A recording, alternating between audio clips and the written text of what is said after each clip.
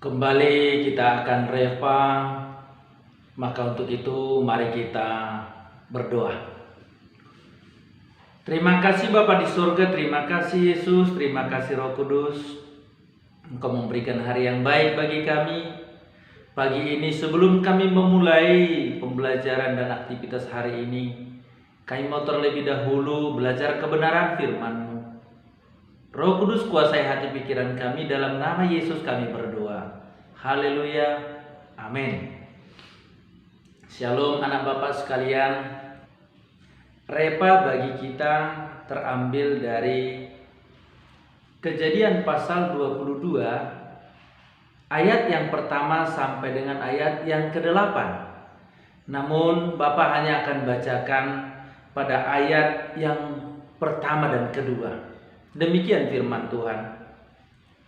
Setelah semuanya itu Allah mencoba Abraham. Ia berfirman kepadanya, "Abraham," lalu sahutnya, "Ya Tuhan." Firman-Nya, "Ambillah anakmu yang tunggal itu yang engkau kasihi, yakni Ishak. Pergilah ke tanah Moria dan persembahkanlah dia di sana sebagai korban bakaran pada salah satu gunung yang akan kukatakan kepadamu." Saya berharap anak Bapak sekalian akan membacanya sampai dengan ayat yang ke-8, bahkan satu pasal itu penuh. Kemarin kita belajar dari ketaatan Nuh, kemudian kita belajar dari ketaatan Abraham. Hari ini juga kita akan belajar dari ketaatan Abraham. Ketaatan Abraham dalam hal menghadapi pencobaan yang dia lalui. Pencobaan yang Tuhan izinkan terjadi atas dia. Kita tahu kita juga mengalami banyak pencobaan. Kita juga mengalami banyak ujian. Namun hari ini kita akan memiliki satu teladan. Ketika nanti kita akan mengalami pencobaan, bagaimana menanggapi pencobaan, bagaimana menanggapi ujian, bagaimana melalui pencobaan, bagaimana melewatinya, dan bagaimana supaya kita berhasil melalui ujian atau pencobaan itu. Kita akan belajar dari Abraham. Jadi tema kita tetap belajar dari ketaatan Abraham. Dalam hal ini kita belajar dari ketaatan Abraham. Yang pertama adalah pada saat dalam pencobaan. Ketaatan Abraham diperlihatkan pada saat dia mengalami pencobaan. Itu dapat kita lihat pada ayat yang pertama sampai dengan yang kedua. Bahwa pada saat itu Tuhan meminta anak satu-satunya. Tuhan meminta anak yang dia tunggu sudah sangat lama. Tuhan meminta anak yang Tuhan berikan kepada Abraham setelah lebih kurang 25 tahun setelah dijanjikan baru dikenapi. Anak Bapak sekalian, saya pikir ini bukan perkara yang biasa. Ini bukan permasalahan yang sederhana. Kita tahu ada banyak orang tua, ada banyak keluarga untuk mendapatkan keturunan, untuk mendapatkan anak, apapun dilakukan. Saran yang tidak masuk akal pun dilakukan.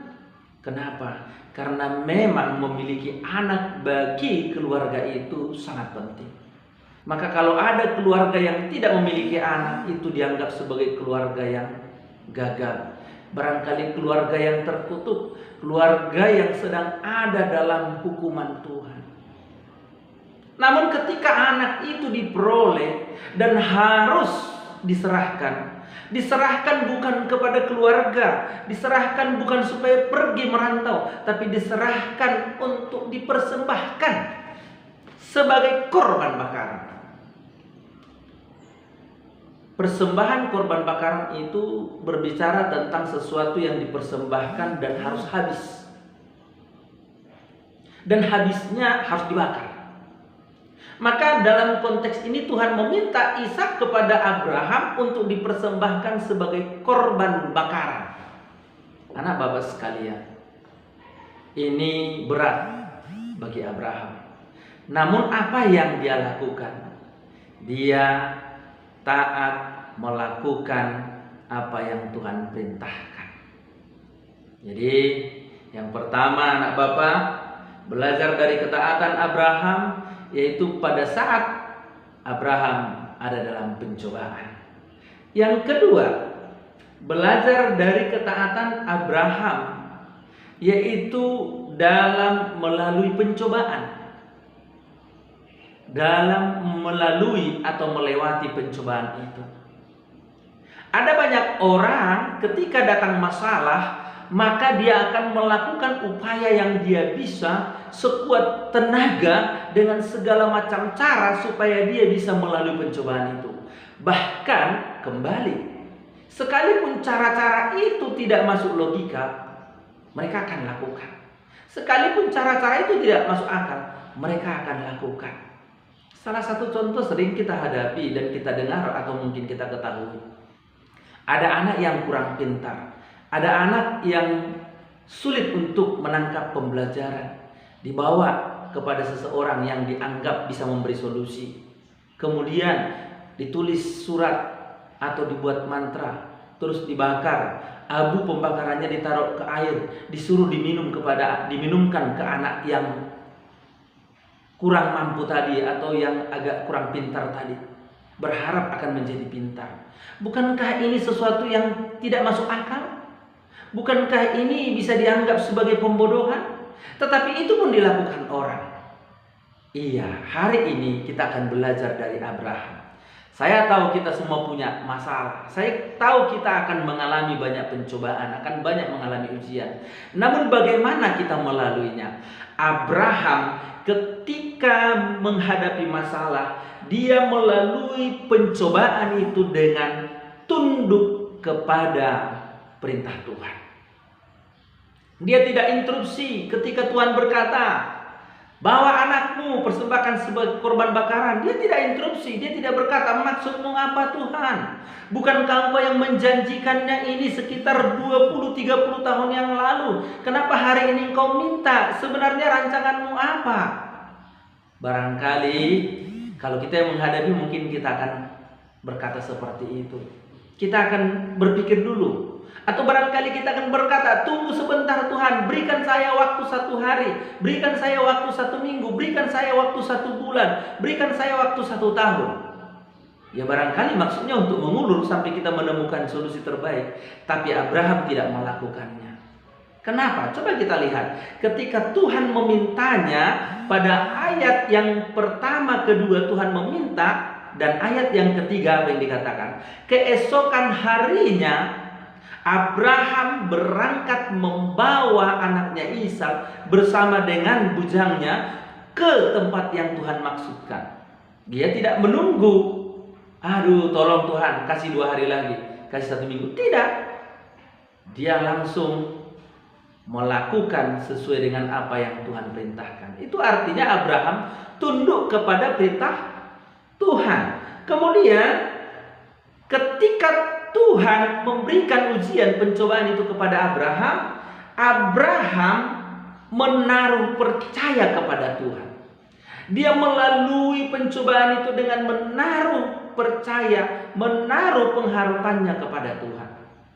Anak Bapak sekalian, begitu kuat, begitu kokoh iman Abraham kepada Tuhan. Dia tidak bimbang, dia tidak ragu dengan Tuhan yang dia percaya. Dia tidak melupakan rencana Tuhan. Anak Bapak sekalian, ketika kita mengalami masalah, ketika kita mengalami pencobaan, jangan lupakan Tuhanmu. Jangan lupakan Allah yang kau percaya. Jangan lupakan Yesus yang sudah menyelamatkan engkau. Kalau nyawanya saja dia korbankan untukmu, masa berkatnya, kuasanya, penyertaannya tidak akan dia berikan sekalipun ada dalam pencobaan. Jangan lupa. Yang ketiga, belajar dari ketaatan Abraham yang lulus dari pencobaan, yang lulus dari ujian. Dia betul-betul melakukan seperti yang Tuhan perintahkan.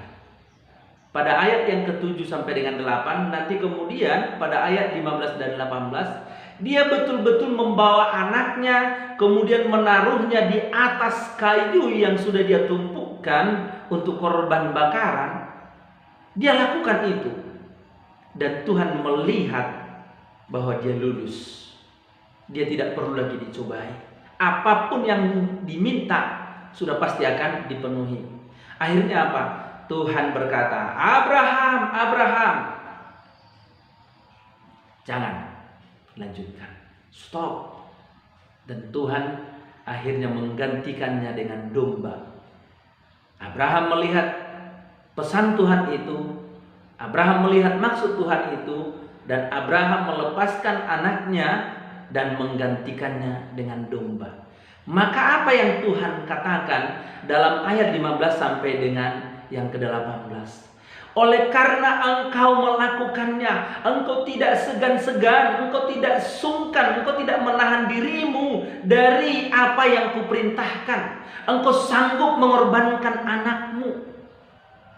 Maka oleh karena itu, aku akan memberkati engkau menjadi bangsa yang besar. Keturunanmu akan memenuhi bumi. Bahkan kalau engkau sanggup menghitung bintang di langit, menghitung pasir di pantai, seperti itulah banyaknya keturunanmu. Dan oleh keturunanmu semua bangsa akan diberkati. Karena Bapak sekalian, ketika Abraham lulus ujian, lihat apa yang terjadi. Dia mengalami peningkatan. Bukan saja peningkatan namanya masuk, tetapi peningkatan pada kualitas yang Tuhan maksudkan dan janjikan sebelumnya. Dikatakan dia menjadi bangsa yang besar, tetapi sekarang bangsa-bangsa akan diberkati melalui keturunannya. Bahkan dia menjadi bapa segala bangsa. Jadi jangan takut anak Bapak sekalian. Jalani semua, serahkan hidup kepada Tuhan. Jangan takut. Amin.